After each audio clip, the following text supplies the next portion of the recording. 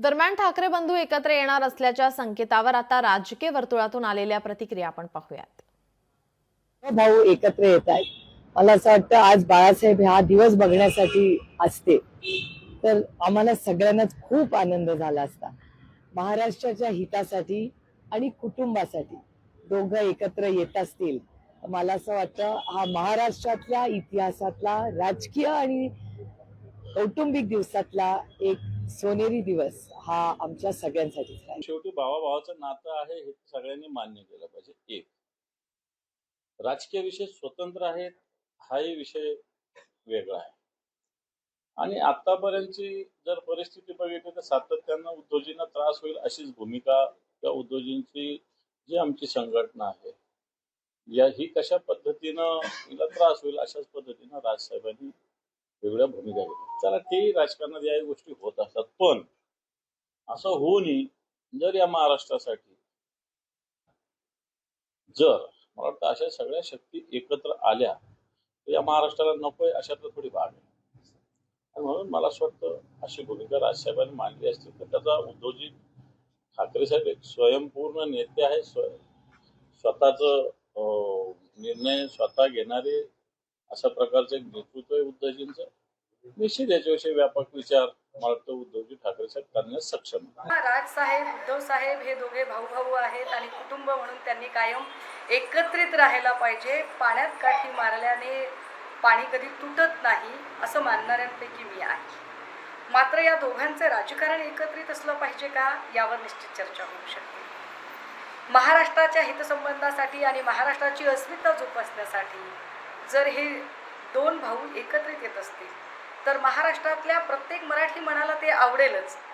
मात्र ते एकत्रित येणं हे ज्या भाजपाने महाराष्ट्राच्या अस्मिता कायम पायदळी तुडवण्याचं राजकारण केलं त्या भाजपाच्या विरोधात बिगुल वाजवून विचारांची स्पष्टता ठेवत स्वतंत्र अस्मितेचं राजकारण करण्यासाठी काय राजसाहेब सिद्ध होणार आहेत का? अनेकांची अशी जी आहे अनेकांची शिवसैनिकांची सुद्धा इच्छा आहे की त्या दोघांनी एकत्र यावं। एक त्याला आपण म्हणूया विशफुल थिंकिंग किंवा एकत्र येतील। एकत्र येण्याची संधी निश्चितपणे त्यांना होती ती होती 2014 साली, पण त्यावेळेला सगळे वेगवेगळे लढले होते।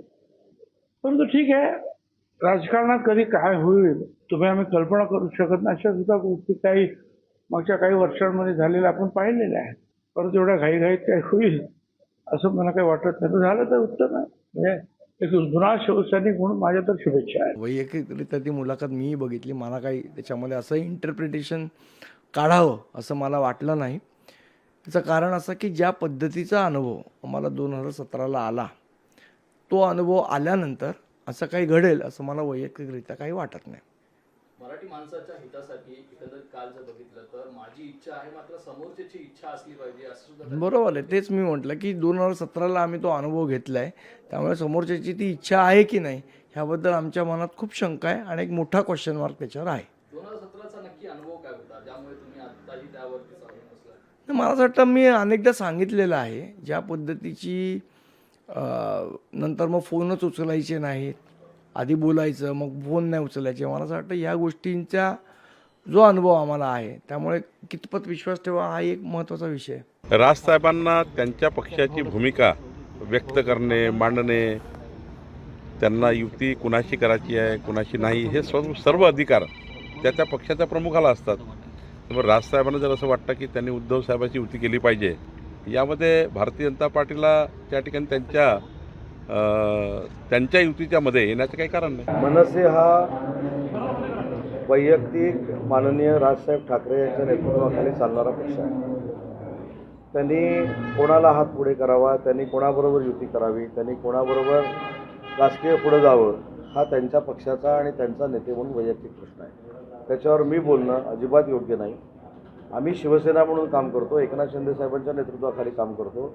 आम्ही शिवसेनेच्या एकनाथ शिंदे साहेबांनी घेतलेल्या निर्णयाला मान दिला आहोत। त्याच्यामुळे राजसाहेबांनी काय करावं त्यांचा वैयक्तिक पक्षाचा आणि त्यांचा प्रश्न आहे। परिवारवाद जेव्हा पूर्ण देशाचे समोर आला तेव्हा मला वाटतं की मॅच्युरिटी लेवल सगळ्यांना माहीत आहे की जेव्हा एखादा वाद घराच्या बाहेर येते तेव्हा आपसी वाद बाहेर आणणारे जे लोक असतात त्यांची मॅच्युरिटी लेवल आपल्याला कळते आणि तेव्हा आम्हाला सगळ्यांना कळलं. पण आम्ही राजकारणीय व्यक्ती कमी, पण एक माणुसकी या नात्याने एक परिवारमध्ये राहणारी व्यक्ती म्हणून त्यांना दोघांना शुभेच्छा आहे की बरं जर ते सोबत येत असन तर त्याचे मदत कोणी काटा बनणार नाही. पण हिंदुत्ववादी की लढाई तो भगवा साथ ही रहेगी. लोकशाही मराठी ऐका, पहा, जागरूक रहा.